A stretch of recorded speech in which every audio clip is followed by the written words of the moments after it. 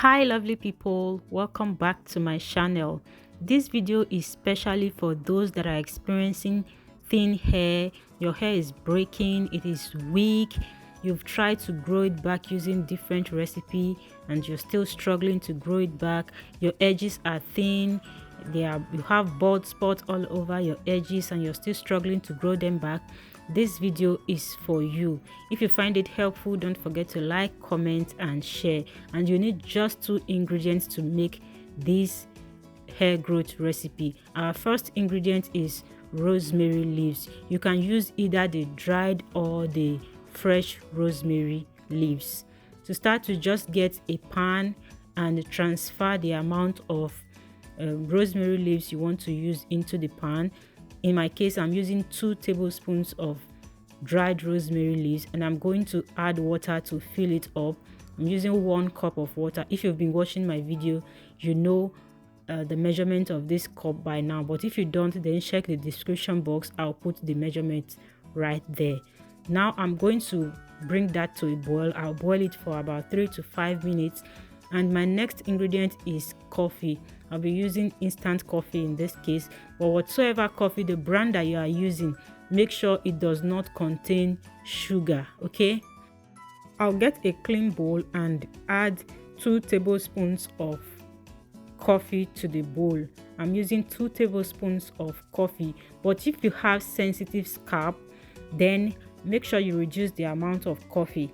In my case, I'm using 2. There are 2 ways to use this recipe I'm about to show you, and I will definitely explain the 2 method in this video, so make sure you pay attention to everything I am doing.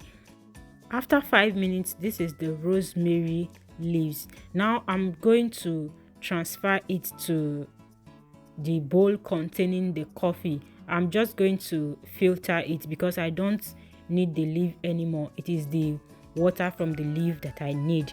If you have enough time, you can actually keep the rosemary leaf overnight before you filter it and use the water. Now that the 2 ingredients are combined together, I'm just going to keep stirring until they are dissolved. Like I said before, there are 2 ways to use this hair growth recipe. You can either use it as a hair growth spray or you can use it as a hair rinse, and this is not to be used as a final rinse because the amount you are going to be using to rinse your hair is going to be too much and you don't need so much amount of coffee in your hair. I'm still going to explain further. Now I'm going to transfer into my spray bottle. At this point, you can go ahead and add any oil of your choice. You can add either essential oil or carrier oil. Essential oil, add any one of your choice as well. You can add for carrier oil, you can add olive oil, coconut oil, almond oil. That is if you are going to be using it as a leave-in spray. It is advisable that you add any oil to this mixture before you spray it and leave it on your hair. But if you know that your moisturizing game is very high, you are good in moisturizing your hair, then you can just go ahead and spray it on your hair that way and do your normal moisture routine.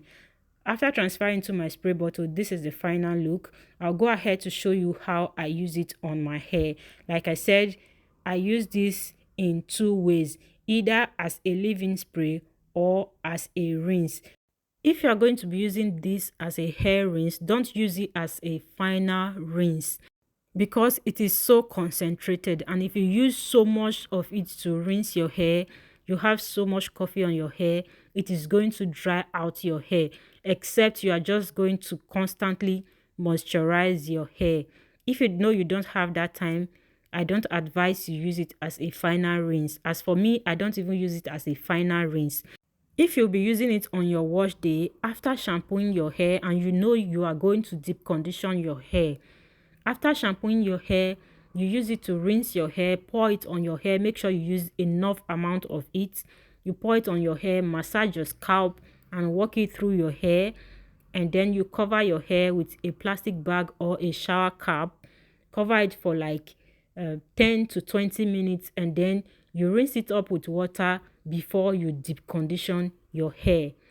And if you are going to be using this as a hairspray like I am doing now, don't use it more than once a week. If you are going to be using it as a leave-in spray, don't use more than once in a week, because if you are using it more than that, it is going to dry out your hair. If you are going to be using it as a leave-in spray and you want to use it more than once in a week, reduce the amount of coffee you use in making this recipe. You can use 1 tablespoon of coffee, mostly if you have a sensitive scalp.